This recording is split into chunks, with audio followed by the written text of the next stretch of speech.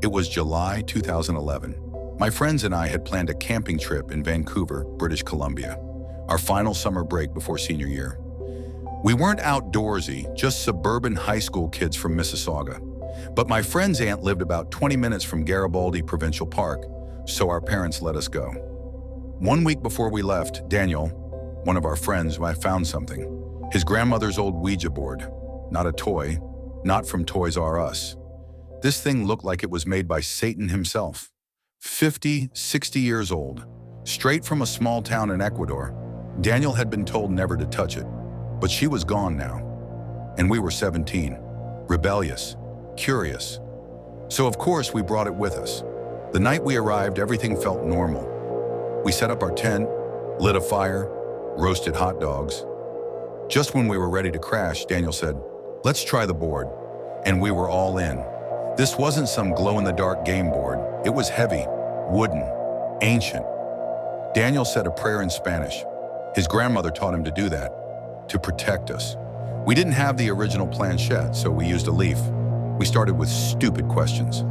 How small is Daniel's dick? No response, just laughter. But then we asked the classic, "Is anybody there?" That's when it moved. Our fingers shifted, slowly, and it spelled V-U-A-L. I freaked out. Celine, and our friend, was terrified. But we didn't stop. Curiosity is a killer. We asked who he was. All we got was, "Agricola est in agri," Latin, over and over again. We had no clue what it meant. Patrick, another friend, joked and asked, "Which one of us won't graduate?" The board answered, "Daniel." Celine. We laughed it off. None of it felt real until later that night. Around 4 a.m., I woke up. My friend Clara, sharing the tent with me, whispered, "Why are you breathing so heavy?" I wasn't. We both stayed awake the rest of the night. She said she felt something, breathing down her neck. Nobody else heard anything. We packed up and left the next day. Summer ended, school started, but Daniel changed. Distant, quiet, pale. He looked like he hadn't slept or eaten in weeks. I figured it was stress, until the night Clara called me. Driving past Daniel's house, 2 police cars. Next day, Daniel didn't show up at school. Neither did Celine. That night, I got the call. Daniel had stabbed Celine 17 times, dumped her body near a river, then jumped off a bridge, died on the highway. When they found Celine, there were words carved into her arm. Agricola est in agri. That's when I knew. That demon meant it. They didn't graduate, just like it said. Story number 2, Camp Echo, The Thing in the Bunker, from r/nosleep by Long Story. I want to start by saying this story is 100% true. I know people usually say that to add immersion, but in this case, it really is. I'm not sure what happened exactly, and I'm as skeptical as you probably are. But there are a few things about this experience that make it hard to explain. It could have been a prank, or maybe even mass hysteria. Who knows? But here's the story. Back in 2009, I enlisted in the Army and found myself at Fort Huachuca, Arizona, for my AIT, Advanced Individual Training. If you've ever been there, you know it's a base with a reputation for having some pretty smart soldiers. We were a mix of tech geeks and gamers, and as you can imagine, we spent a lot of time swapping stories. Ghost stories being one of our favorites. One day, one of my friends, let's call him Jackson, bought a Ouija board at Walmart. He wasn't exactly a believer in the supernatural, but when you're stuck on base with nothing to do, you buy dumb stuff like this to entertain yourself. So Jackson and I decided to try it out in our barracks. Unfortunately, our barracks were brand new, and it didn't seem like the board was working, so we needed something more exciting, something out of the ordinary. That's when I brought up Tombstone, Arizona, a nearby town that had a reputation for being haunted. Jackson was all in, and we convinced our buddy Thompson to come with us for a ghost hunting adventure. Tombstone, as it turns out, isn't exactly the ghost town I was expecting. Sure, it's got some old Wild West buildings and tourist traps, but it's still a normal town with a residential area. It's not exactly crawling with spirits. We didn't know which house was haunted, but we were determined to find it. After circling the block for a while, we all needed to take a bathroom break. I was the second person back to the car, and I asked Jackson, "Where's Thompson?" "I don't know, I'll text him," Jackson replied. A few moments later, Thompson came sprinting toward the car, looking paler than usual. He frantically tried to open the door, and Jackson unlocked it. "What happened?" Jackson asked. Thompson, still panting, said, "You're not going to believe this, but I went into this abandoned house. I was just looking around, and when I went to text you guys, something touched my shoulder." I asked, "What was it?" Thompson looked at me, wide-eyed, and said, "Nothing." There was nothing there. I ran back to the car as fast as I could. We were all a bit shaken, but the adrenaline had us curious. I suggested we try the Ouija board again, but this time, in the car, parked half a block away. So we set up the board, and I started asking questions.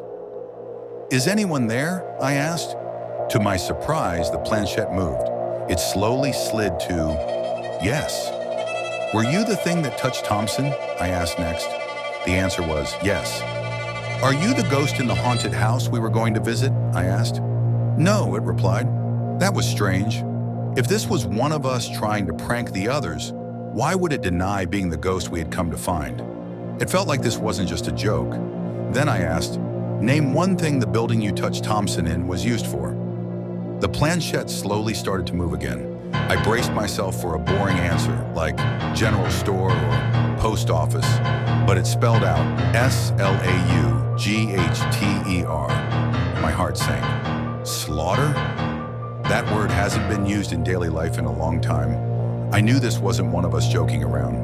I decided to keep asking questions, hoping for more answers. When I asked why it touched Thompson, the response was, "Help." And then, when I asked when it died, the board spelled out 1867. I was stunned. I was no expert on tombstone, but I knew the OK Corral gunfight, which took place in 1881, was one of the most famous events in the area. I began to wonder, was this ghost tied to that historic event?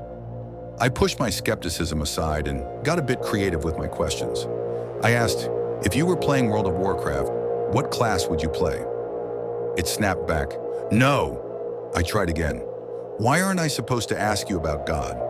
"No." It felt like I could almost sense the ghost's tone through the board, like it was getting frustrated with me. But before I could ask more questions, we got an unexpected phone call. Our first sergeant ordered us back to base immediately for a 100% accountability check.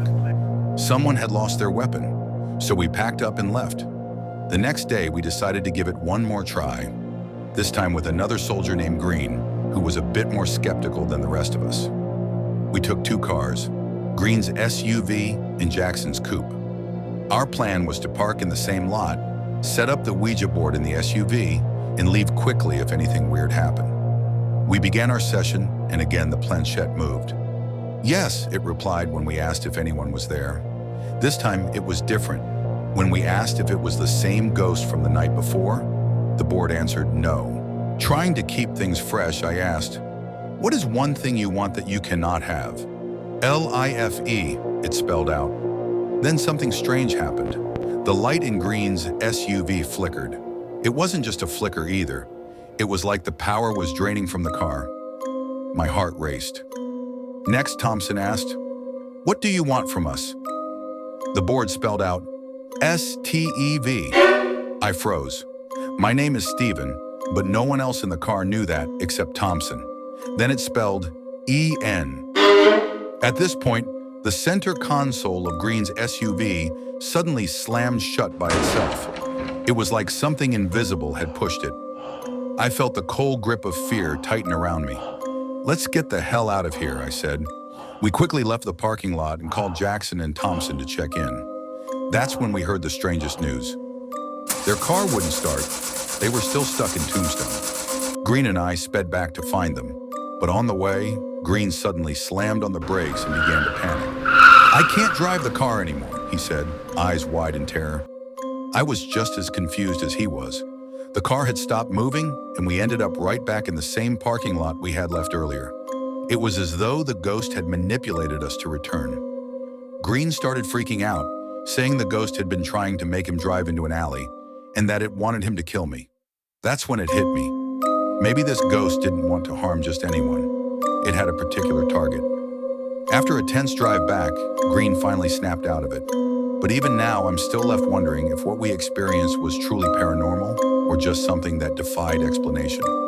Green's actions, the flickering light, the way the Ouija board spelled out my name, all of it felt real. To this day, I'm still an atheist, but I can't help but wonder if there's more to the paranormal than we understand. Maybe there's science behind it that we haven't discovered yet.